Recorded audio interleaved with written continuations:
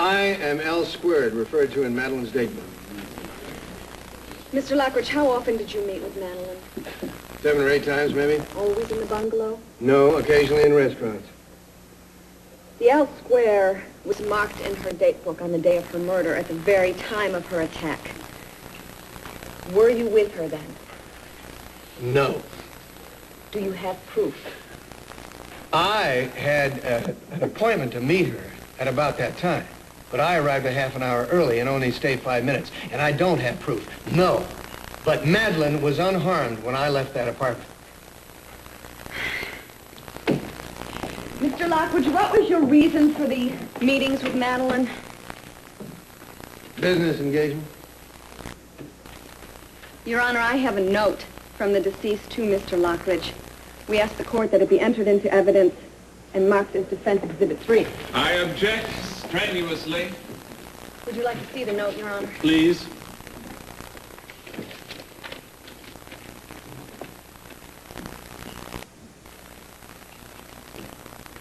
Yes. Let this be entered as Defense Exhibit 3. Proceed. This note was dated 1 day before Madeline's murder. Mr. Lockridge, would you be so kind as to read this note to the court?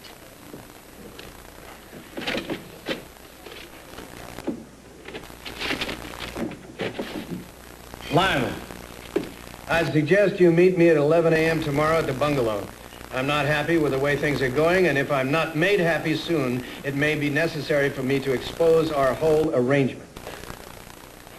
I know what that would do to you, so don't force my hand. Just be there. Madeline. Your Honor, I object to this note and this entire line of questioning. Counsel is making a desperately transparent attempt to obscure the guilt of the accused by casting dubious suspicion elsewhere. I'm going to let it stand, but I caution you, Miss Wainwright, to keep and confine your questions to this case and your own client's innocence or guilt. Let's not wander about here. Yes, Your Honor. Mr. Lockridge, could you tell us, please, the meaning of this note? Well, I think it's self-explanatory, isn't it? I was conducting business with her, and she wasn't too happy about it. How close were you to Madeline? Objection! What does Mr. Lockridge's relationship with the deceased have to do with Mr. Laurent's trial? Your Honor, the next question will make this very clear. Objection overruled. Mr. Lockridge, isn't it true that you were having an affair with Madeline Laurent? Your Honor! No! Order! And that you needed the secrecy that the bungalow provided because at that time you were reconciling with your ex-wife who had control of the Lockridge money and you couldn't afford to have her find out about your rendezvous? Well, we've got the same situation again, don't we? Your Honor, what does Mr. Lockridge's relationship with the deceased have to do with this? I was not having an affair with Madeline. Would you wait a minute, Mr. Lockridge? Could we have a ruling, please? I'm going to reserve on this ruling and see where she's going to go with this. Proceed. Mr. Lockridge, you said you never had an affair with Madeline, yet you met with her repeatedly in secret, and yet she sent you peremptory notes ordering you to meet with her under threat of exposure. If you had nothing, if you weren't having an affair with her, what was she going to expose? It had to do with our business arrangement, and I see no need to go into those. All right. Perhaps you'll answer me this. Did, during any of your meetings, she bring up anything about her relationship with her husband? And how did she categorize it? We didn't talk much about her personal affairs, but she never said anything derogatory about it. I did not have an affair with Madeline. We had business meetings, but no affair. I want to make that clear. And yet you met with her frequently in private. All right, let me see.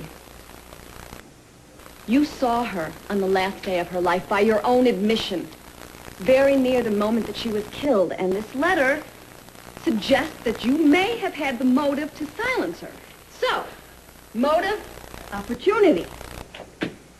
Mr. Lockridge, isn't it true that you could have killed Madeline? Your Honor! Again! I repeat, I was not having an affair with her, nor did I murder her. And I swear that to this court. But this isn't necessary, Mr. Lockwood. You're not on trial here. You don't have to defend yourself against a charge of this order. Counselor, I'm going to sustain the earlier continuing objection and put an end to this line of questioning. I have no further questions, Your Honor. Mr. Capwell, I'm going to call for a slight recess before you start your cross-examination. I think we can all use it. The court will recess for 20 minutes. Business you were conducting with Madeline Laurent, Mr. Lockridge? It was an attempt to take over a company. You and Madeline, huh? What company was it? I'm sorry, if I were to divulge that, I would compromise my efforts so far. Well, we'll let it pass for now. Mr. Lockridge, the defense has been trying to throw doubt on the guilt of the accused by misdirecting suspicion to someone else, namely you, to get yourself off the hook, so to speak. Do you have an alibi for the period of time in question? I've already testified that I arrived approximately a half an hour early for an appointment that I had scheduled with her, and I only stayed about 5 minutes. So you're saying you left the bungalow approximately 25 minutes before the estimated time of the attack on Madeline Laurent. Where did you go then? Do you have an alibi for the period of time subsequent to that? I'm afraid not. Yes, he does. He was with me. You're out of order, ma'am. Well, I'm sorry, but he was. Let the record show that the remark was made by Mrs. Lionel Lockridge. The ex-Mrs. Lockridge. Look, if there's going to be any kind of behavior like that in my courtroom, Mrs. Lockridge, you're going to find yourself held in contempt of court. Now, if you wish to be a witness for the prosecution, I'm sure he'll be happy to oblige. Sorry. Mr. Lockridge, can you validate your wife's statement? Yes, I was with her. And why didn't you just say so? I didn't think that she wanted people to know that I was seeing her. Well, that's an interesting form of gallantry. You'll testify at a clandestine meeting with strangers, but you don't want anyone to know you were with your ex-wife. That's remarkable. No further questions, Your Honor. Witness is excused. I'm going to suggest that we adjourn for today, but the court will reconvene tomorrow at the usual time.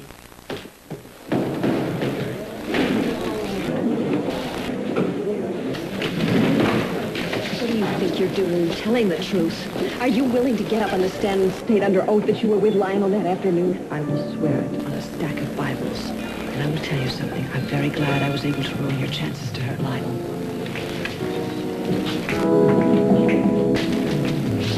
And the trial has now been recessed until 10 o'clock tomorrow morning, at which time the defense will continue with its case. Live reporting from the Santa Barbara Courthouse.